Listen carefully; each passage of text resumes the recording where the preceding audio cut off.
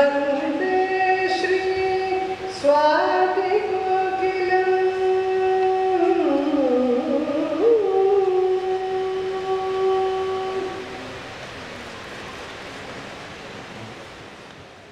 സ്വാതി തിരുനാളിൻ്റെ 200-ാം ജന്മവാർഷികത്തോടനുബന്ധിച്ചുള്ള സ്വാതി മഹോത്സവം ഒരു വർഷം നീണ്ടു നിൽക്കുന്ന ഈ പരിപാടി നിങ്ങളുടെ എല്ലാം സാന്നിധ്യത്തിൽ ഔദ്യോഗികമായി ഉദ്ഘാടനം ചെയ്ത വിവരം നിങ്ങളെ ആദ്യമായിട്ട് അറിയിക്കുക.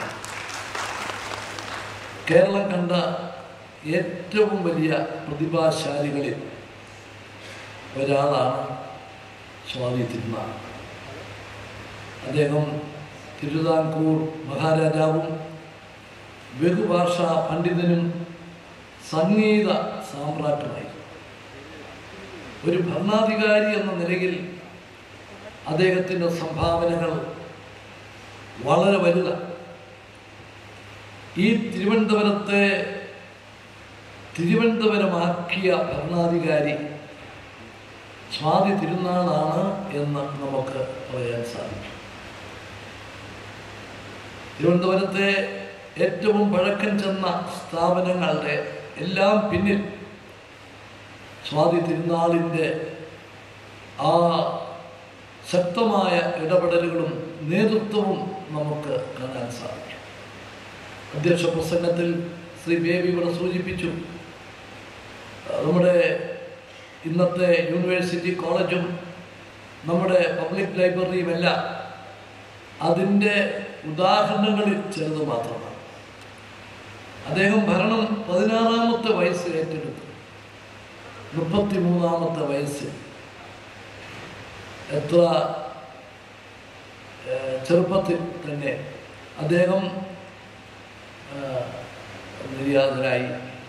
പക്ഷെ ആ ഒരു കാലഘട്ടം കൊണ്ട് ഭരണരംഗത്തും സാഹിത്യരംഗത്തും അദ്ദേഹം കൈവച്ച മേഖലകളിലെല്ലാം അത്ഭുതകരമായിട്ടുള്ള നേട്ടങ്ങൾ അദ്ദേഹം ഉണ്ടാക്കി.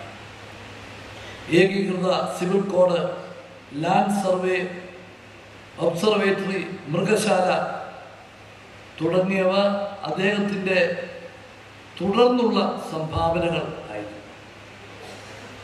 യൂണിവേഴ്സിറ്റി കോളേജും പബ്ലിക് ലൈബ്രറിയും ഒക്കെ ഉണ്ടാക്കിയതിന് പുറമെയാണ് അദ്ദേഹം ഇതുപോലുള്ള വലിയ കാലങ്ങൾ അദ്ദേഹം ചെയ്തിട്ടുള്ളത്.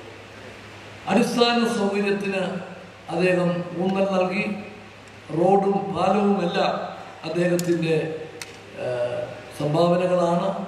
അതുപോലെ സമൂഹത്തിൽ നിന്ന് നിലനിന്നിരുന്ന അനാചാരങ്ങൾക്കെതിരെ എന്നാന്ന് ഓർക്കണം, 200 കൊല്ലങ്ങൾക്ക് മുമ്പ് അനാചാരങ്ങൾ പൂർണ്ണമായും നിർത്തലാക്കുന്നതിന് അദ്ദേഹം വളരെയധികം കാര്യങ്ങൾ ചെയ്തു. കുറ്റം ചെയ്യുന്ന സ്ത്രീകളുടെ തല മുണ്ടനം ചെയ്യുന്ന സമ്പ്രദായം, അതുപോലെ സത്യം പറയിപ്പിക്കാൻ വേണ്ടി തിളച്ച എണ്ണയിൽ കൈമുക്കുന്ന സമ്പ്രദായം, ഇതൊക്കെ പ്രാകൃതമായിട്ടുള്ള ഇതുപോലുള്ള സമീപനങ്ങളൊക്കെ അദ്ദേഹം നിർത്തലാക്കി എന്നുള്ളത് ഒരു ചരിത്രത്തിൻ്റെ ഭാഗമാണ്. 18 ഭാഷകൾ അദ്ദേഹം ഈ ചെറിയ പ്രായത്തിനുള്ളിൽ കരസ്ഥമാക്കി. ആ ഒരു ബഹുഭാഷാ പണ്ഡിതനായിട്ട് അദ്ദേഹം എന്നും അറിയപ്പെട്ടിരുന്നു. രാജഭരണത്തിൻ്റെ ഇടയിലും ബ്രിട്ടീഷ് ആധിപത്യത്തിൻ്റെതായ ആ സംഘർഷത്തിൻ്റെ ഇടയിലുമെല്ലാം അദ്ദേഹം തൻ്റെ സാഹിത്യ രംഗത്തെ തൻ്റെ ആ മമത, ആ താല്പര്യം അദ്ദേഹം പ്രത്യേകമായി പ്രകടിപ്പിച്ചു.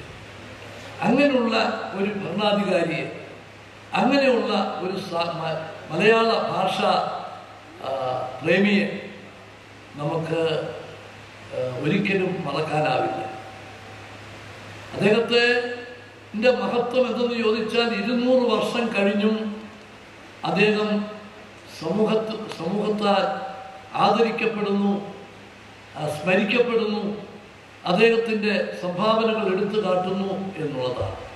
നിശ്ചയമായും ഒരു വർഷക്കാലം നീണ്ടു നിൽക്കുന്ന അദ്ദേഹത്തിൻ്റെ ജന്മവാർഷിക പരിപാടികൾ അദ്ദേഹത്തെ പുതിയ തലമുറയ്ക്ക് കൂടുതലായി പരിചയപ്പെടുത്തി കൊടുക്കാൻ, അദ്ദേഹത്തിൻ്റെതായ സംഭാവനകളും നേട്ടങ്ങളും സമൂഹം ഒരിക്കലും വിസ്മരിക്കത്തില്ല എന്ന് ബോധ്യപ്പെടുത്താനും സാധിക്കും എന്ന് ഞാൻ വിശ്വസിക്കുന്നു.